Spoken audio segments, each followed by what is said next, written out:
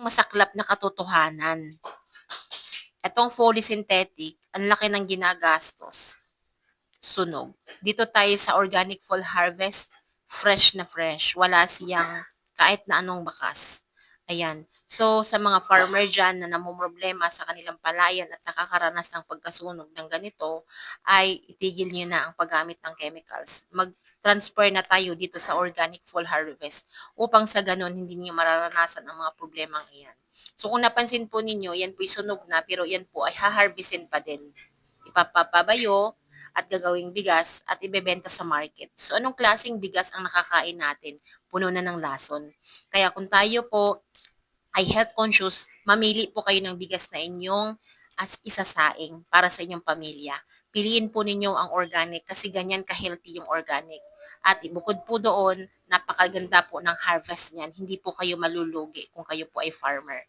So, pakinggan po natin ang isang share ng isang farmer na kung saan nakaranas ng paggamit ng organic full harvest. Mga sakit, ano pong naging karanasan ninyo? Yung mga tangya, borer, insekto po? Hindi siya nagka-stem borer, hindi siya nagkatangya. May uhod siya pero hindi ko na pinatay, hindi ko na in-sprayan. Wow, opo. Kamusta po yung pataba, yung synthetic natin? Dati, kinakarga ko doon sa akin ngayon, ay nalihan ko ng ngayon. Mga walong sako na fertilizer. Ngayon, ginamit ko lang 3. Wow. So, nakasave ka po. Walang urea, ay puro...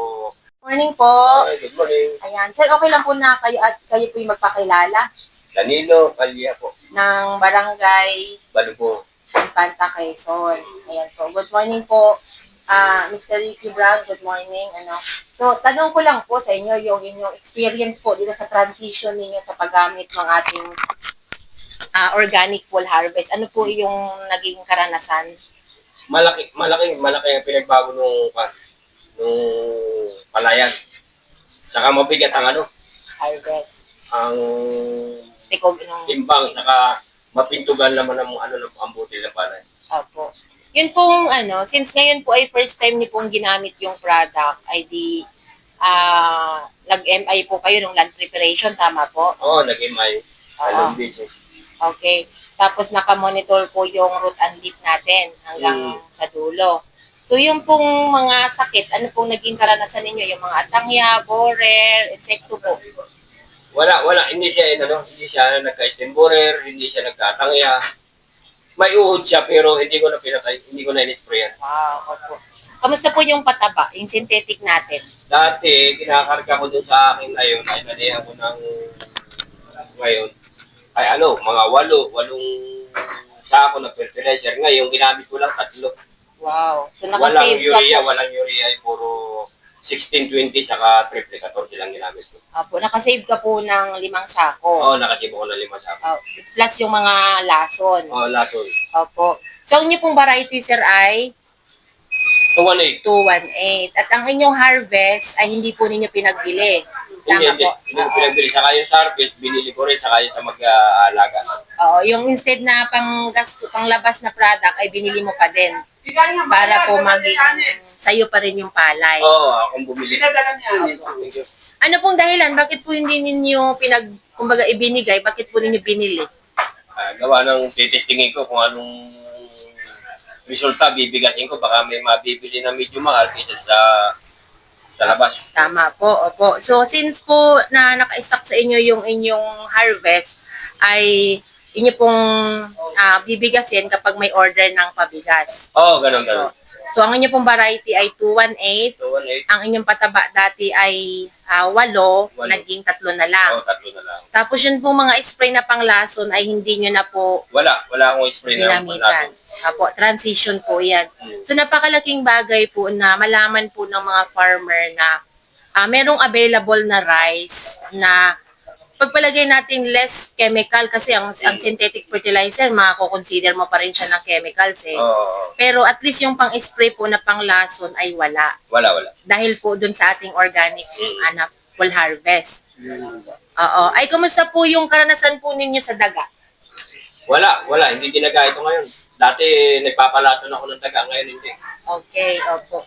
Ay, dati po, kumusta po yung naging karanasan ninyo since first time po ninyong gumamit ng organic?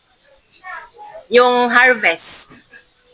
Halos hindi naguhuli, kaya lang ito, less gastos. Opo. Ang inyo pong area ay, 8,500 yung ginamitan ko ng organic.